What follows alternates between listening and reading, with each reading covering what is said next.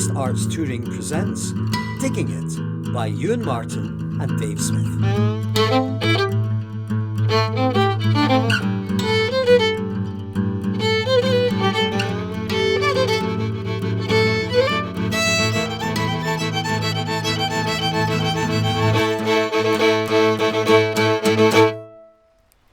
Aye, you just sit in your car.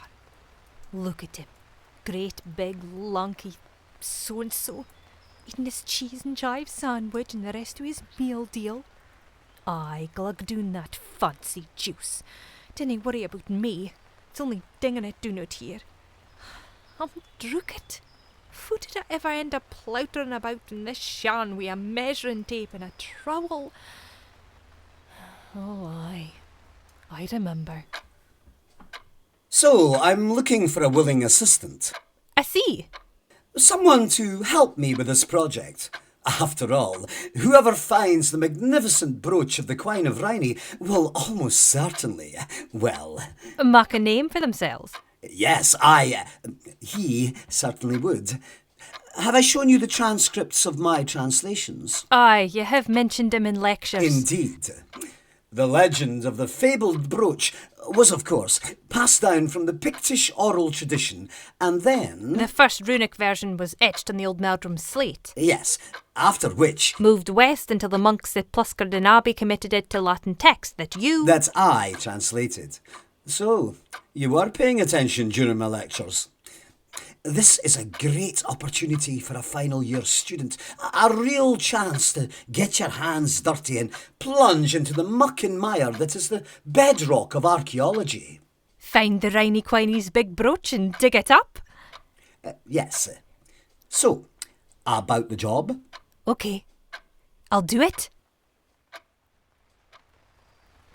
So, here I am at the Maiden Stone, halfway up Benihee, assisting the great Professor Bell.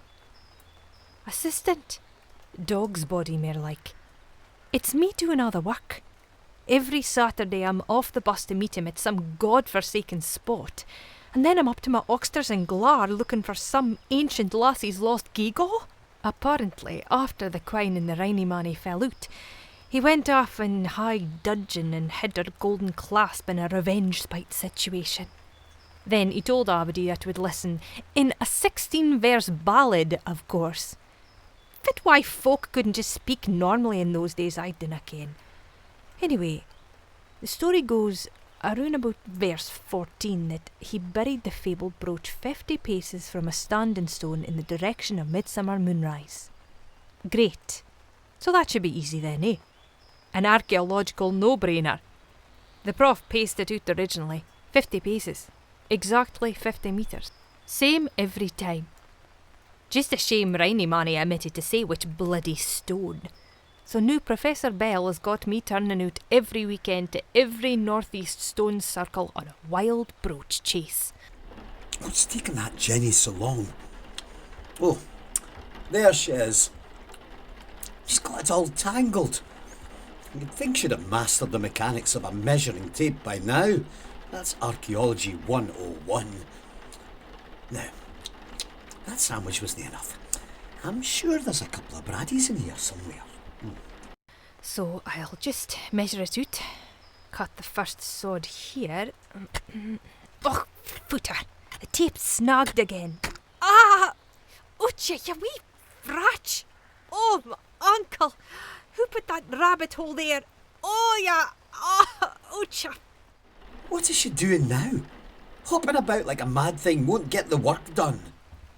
Oh, God, I'll need to sit down. It could be broken.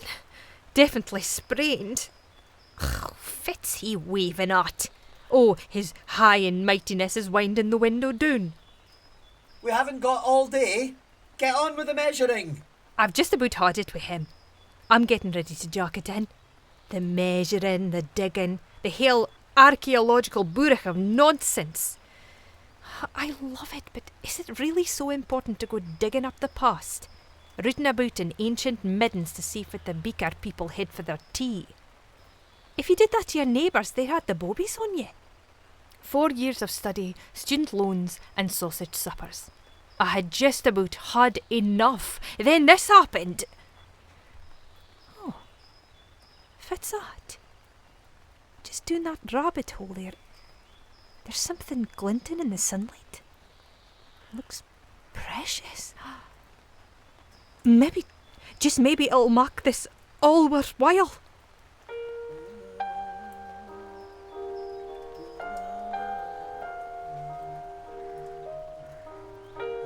I'm looking over at the car, and there he is conducting some imaginary orchestra on Radio 3 with a braddy, my braddy in his hand, away with the fairies. So I'm kneeling down, even with my uncle giving me jip, and I reach into the soft soil. My fingers feel something hard, and I ease it free of the earth that holds it tight. There it is, still clarity.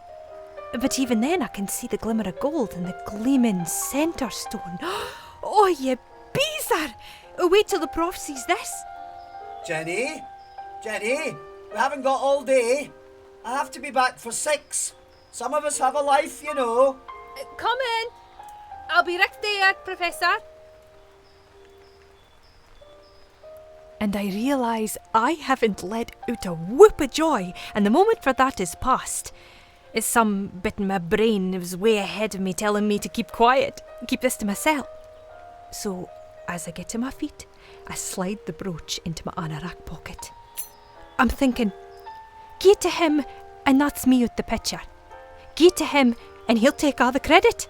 Give it to him and there will be no mention in his precious peer-reviewed papers of the hard-working assistant who actually found the thing. No, it will be glory for him and glad for me. As I limp back to the car, I can feel its heft in my pocket. Even with the mud on it, solid gold. Must be worth a few bob.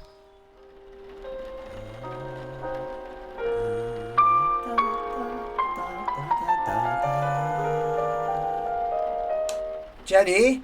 Jenny? Oh, there you are. What's going on?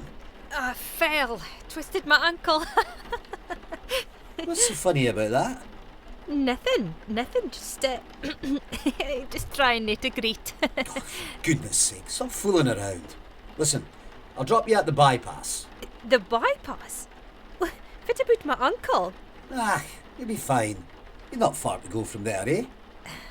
Fair enough. Don't you worry about me. Okay. I suppose this has been another wasted outing and you've found nothing. No, you're right. Nae thing.